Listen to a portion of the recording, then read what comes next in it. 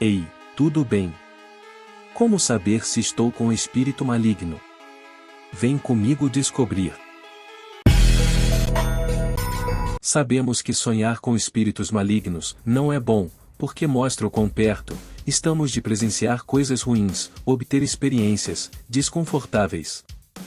Na cidade chamada pelo nome de Espíritos do Mal, estava acontecendo um monte de assassinatos. O criminoso não escolhia o lugar para cometer seus crimes, ele pegava as prostitutas e partia em 3 pedaços. Primeiramente, ele partia a cabeça, cortava a garganta com sua navalha.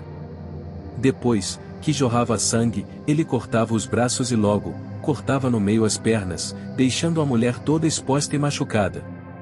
Um senhor de idade que estava passando por ali, juntamente com sua esposa, ficaram pasmados, com tamanha brutalidade. O senhor Martins disse: só pode ser obra de um espírito do mal. Sua esposa disse: espírito ruim na pessoa. Ligaram para a polícia, e logo em seguida, chegaram no local. A rua estava toda encharcada de sangue, algo assustador. Uma perita em questões misteriosas e criminalista disse para o comissário: até quando homens cruéis vão ser presos e julgados, como merecem, matar uma jovem tão bonita como esta moça? Sou religiosa, às vezes, olho e tento entender a mente criminosa. Quanto mais morte eu presencio, percebo que as pessoas deixam que antigos espíritos do mal as possuem. Ou seja, neste caso provavelmente existe obra de uma incorporação espiritual. Você tem pista? Quem seja? Perguntou o comissário. Pela força que pegou a moça, diria que era um homem, gordo e muito forte, alto, de 1,90 m, estava com uma navalha. Talvez a causa do assassinato tenha sido, por motivos dele não querer pagar o programa. Ela discutiu com ele, provavelmente, entrando por dentro da mente do criminoso, que era psicótico. Agora precisamos recolher este corpo, e comunicar para a família, sobre este fato terrível. Dias mais tarde, a perita, vasculhando uns documentos secretos, dentro da delegacia de polícia, se deparou com uma espécie de arquivo, onde havia 7 criminosos, que cometeram os mesmos crimes, sempre com prostitutas, durante um período de 7 anos. A perita foi conversar sobre os CETs com o comissário, que apontou para um agente que estava aposentado há 20 anos. Ela descobriu que o tal homem tinha se mudado, estava morando perto de umas colinas. Pegando seu carro, ela se direcionou até a casa deste homem, porque queria entender a mente criminosa. Ela, por ser religiosa, entendia que tinha um dedo de espíritos malignos. O agente aposentado ouviu uns barulhos muito estranhos em sua porta, logo pegou a sua pistola, pensando que podia ser um criminoso, olhou pelo olho mágico da porta, viu uma bela mulher, ela o chamava, tentando convencer que ela era da polícia. De tanto insistir, ele abriu a porta, e ela explicou que queria umas informações sobre vários criminosos, que teriam matado, durante 7 anos, várias prostitutas. Ele disse: entre. Ela entrou, ele fechou a porta, pôs fechaduras. A mulher pergunta: por que o senhor fecha tão bem as portas, se o local aqui a probabilidade é pequena de um ataque de um criminoso? Prevenir é melhor do que remediar. Falou o homem. Ela começou a perguntar: o senhor sabe quem são estes criminosos, que o senhor investigou há 20 anos atrás? Moça, vou ser bem claro com você, são uma pessoa só. Falou o homem. Mas não pode ser, são épocas diferentes, o ser humano não duraria para sempre. Falou a mulher. São antigos espíritos do mal, há 20 ou 30 anos atrás, o ciclo dos 7 fechou-se, mas houve um renascimento de novo. Neste momento podemos dizer que espíritos malignos, de tempo em tempo, usam o mesmo homem para sanar suas vontades. Falou o homem. Mas como pode isso? Perguntou a perita, toda assustada. É uma incorporação espiritual. Falou o aposentado. Mas o homem já deve ter morrido. Falou a mulher. Como eu disse, ele volta em tempo, Ou seja, ele levanta de seu túmulo e vem praticar assassinato, com mulheres prostitutas. Ele tá morto, mas o espírito do mal entra em seu corpo. Falou o ex-perito. O senhor está falando de incorporação espiritual? Falou a moça. Exatamente. Falou o cara. Por que ele escolhe só meretriz? Ela perguntou. Talvez seja mais fácil de matar. Respondeu o aposentado. Precisamos prender este homem. Falou a policial. É difícil, 20 ou 30 anos atrás, tentamos prender esse cara, mas não conseguimos. Falou o ex-agente. Não devemos esmorecer, devemos parar este indivíduo. Falou a mulher.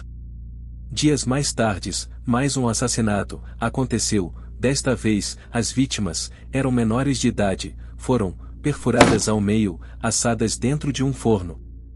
A perícia foi acionada, e de novo, ficou sem saber o que fazer, não conseguiu resolver o caso. Só sabia que era o mesmo criminoso, mas ela bolou um plano, se infiltrou no meio das prostitutas, para conseguir pegar este criminoso. Ela queria tirar o espírito do mal, do homem, por meio da sua pistola, na qual ela carregava. Ela ficou, onde o homem matava suas vítimas, e esperou a noite toda, quando ela viu um homem, no escuro, chamando ela e dizendo que queria pagar ela, para dormir com ele.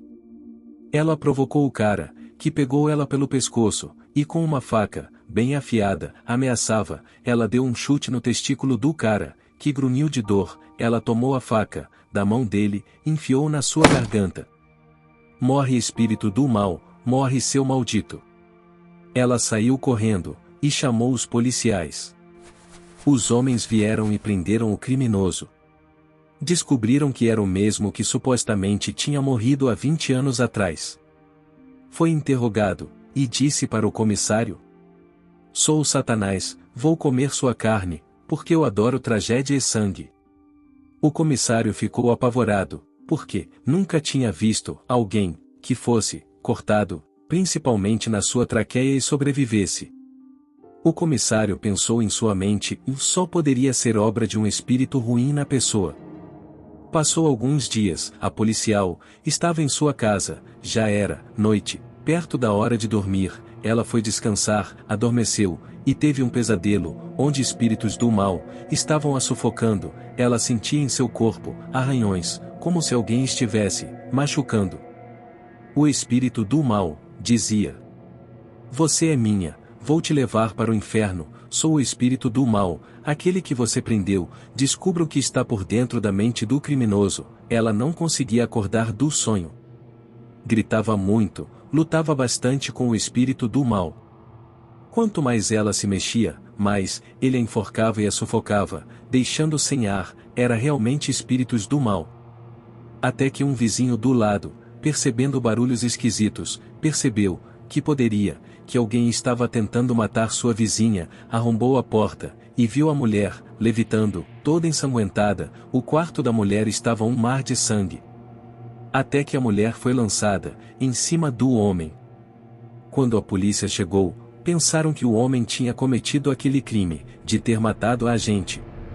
Ele tentou explicar que tinha tentado ajudar a mulher. Os policiais disseram: Foi os espíritos malignos.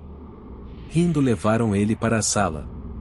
Como era de costume, um padre exorcista sentiu que deveria orar pelos presos, foi até o comissário e recebeu permissão. Ele sentiu que deveria entrar no lugar onde estava o assassino dos 7. Entrando lá, parecia que o lugar estava frio. O homem, com o olhar de uma pessoa possuída, encarou o padre e disse: Prazer, sou um espírito maligno, veio me exorcizar. Padre, desta vez, vai perder. O padre parou na frente do cara e disse: Saia, espírito do mal, espírito maligno, eu te ordeno agora. Naquele momento, lançou na cara do espírito do mal água benta. O demônio começou a soltar fogo pela boca. Serpentes e escorpiões rodearam o padre, e o homem firme dizia: Saia dele, antigos espíritos do mal. e o demônio soltou um som tenebroso, que toda a cidade ouviu.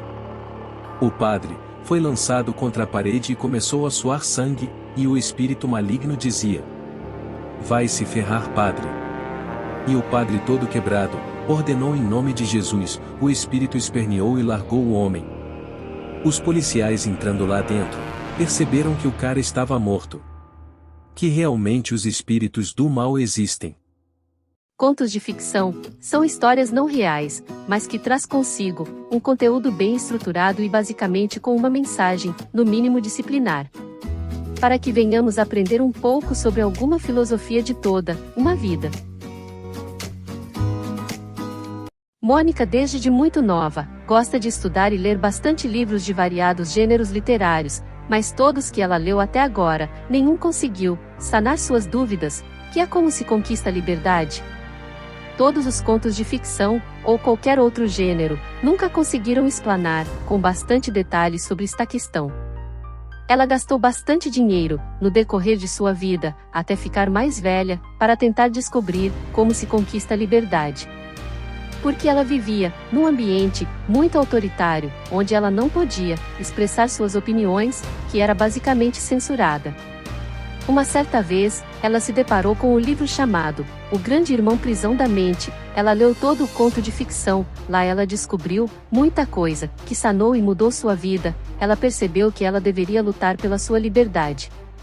Não olhar para o que os outros dizem, sobre sua opinião, mas encarar a realidade e ser livre. Não importa se você é homem ou mulher, todos têm os mesmos direitos de liberdade de expressão. A sua conquista deve ser pela democracia. A sabedoria não se restringe só num gênero, mas ela expande para o horizonte da vida, alcançando mais pessoas que decidirem segurá-la intensamente e aprender com ela. Se você quer aprender mais sobre críticas políticas, obter conhecimento mais amplo, para desenvolver melhor o seu raciocínio, para obter mais liberdade, conheça o livro Grande Irmão Prisão da Mente do autor Fernando Gonçalves. Ele tem estudado a fundo psicologia, história e política. Tudo o que é dito neste conto de ficção científica, existe um estudo por trás, portanto é um livro sensacional, valiosíssimo para confortos em tempos de crise e censura. Obrigada por chegar até aqui. Na descrição deste vídeo está o link. Agradeço por ficar até aqui. Deixe o like, comente, se inscreva, ative as notificações e compartilhe com mais pessoas. Até logo!